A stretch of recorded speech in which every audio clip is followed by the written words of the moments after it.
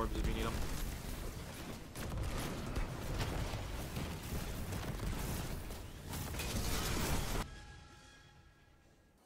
There's no fucking solar surge either, which is pretty cool.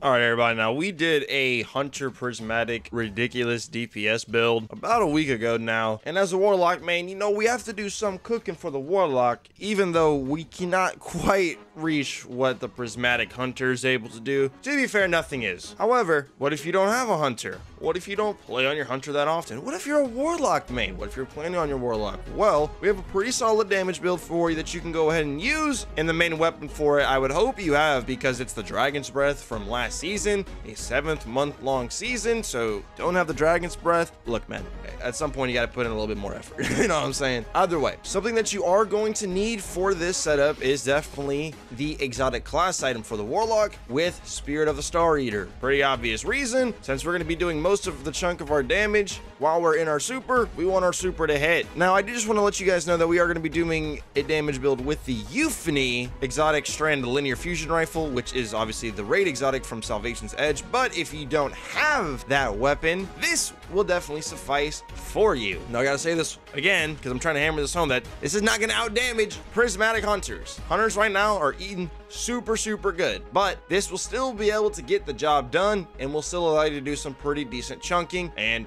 cranking. So let's hop into the build breakdown, shall we? Okay, so I just want to say that this is going to be one of two Warlock builds that we've been cooking up.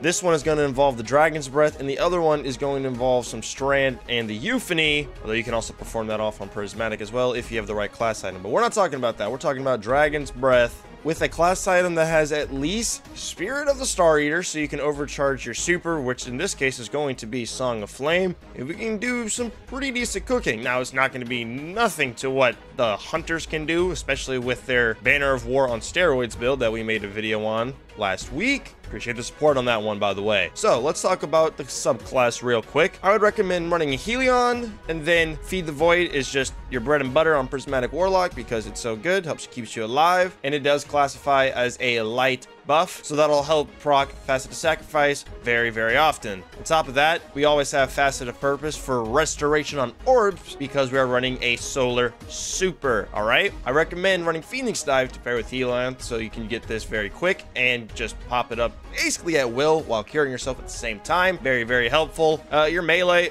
honestly, go whatever the fuck you want. I personally just like the Incinerator Snap. You definitely want to run Facet of Protection. This is like a mandatory one along with Facet of Purpose. And I do recommend Facet of Courage, as this will allow our solar abilities, especially when we are in our super, to do more damage to targets that are afflicted with the Darkness debuff. One of the ways we have ability of proccing this is going to be through our Transcendence Grenade, as slowing and freeze counts as a Darkness debuff, which can be very helpful. But we do have another way of proccing this in case we are not at Transcendence going into the damage phase, because sometimes it just be like that. So that method is going to be a Chill Clip Lingering Dread with auto-loading holster. That way you can plop it on the boss right as your damage starts, and you can go about your business through your rotation, which really is just make ignitions and shoot Dragon's Breath. It's nothing crazy at all, easy to do. And then your other fragment slot, you can kind of go in with whatever you want. I just have Facet of Ruin here, just so our solar ignitions have a larger AoE. But you have flexibility when it comes to your 5th fragment slot, so go ahead and use whatever you want. Now, I do want to say that I have both a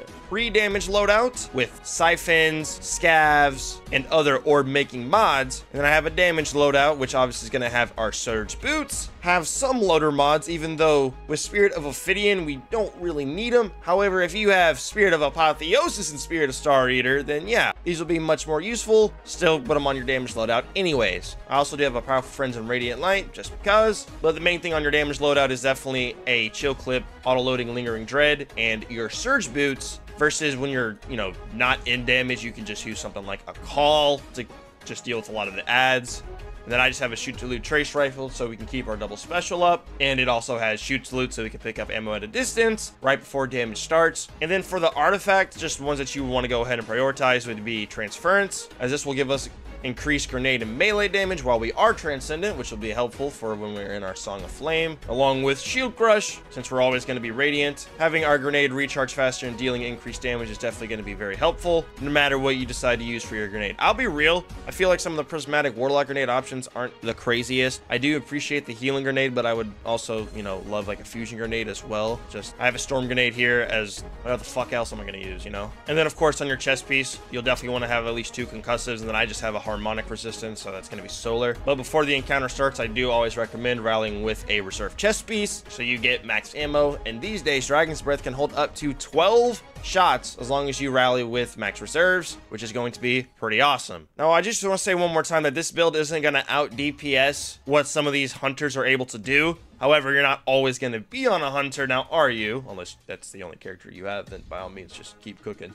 But as a Warlock main, and I know some of my other fellow Warlocks, you know, we got to have some other ways to juice the damage up when we need to. And this is just one method of doing it if you do not have the Euphony, because everybody should have Dragon's Breath, as it was the season pass exotic from a 7th month-long season last season. Now, just a couple things before I let you guys go. I want to mention one thing that they mentioned in the TWAB today, basically letting us know that they're going to be changing the raids basically to what they were before the final shape, because as we know now, you're capped at -5 and there's surges in normal raids, which means that as of next Tuesday, this build will be doing even more damage. And there was no solar surge in any of these damage phases, just so you guys know. And we are capped at -5. And next week, that'll all be gone. So we'll be eating even better. Now, something else that I do briefly want to talk about that some people might be confused about is the fact that we are, you know, spamming Dragon's Breath, which in the past, that's something you did not want to do, because it would build up more damage the more fuel, aka more composite propellant, that you had for the Dragon's Breath, capping out at ×5. And of course, once it reaches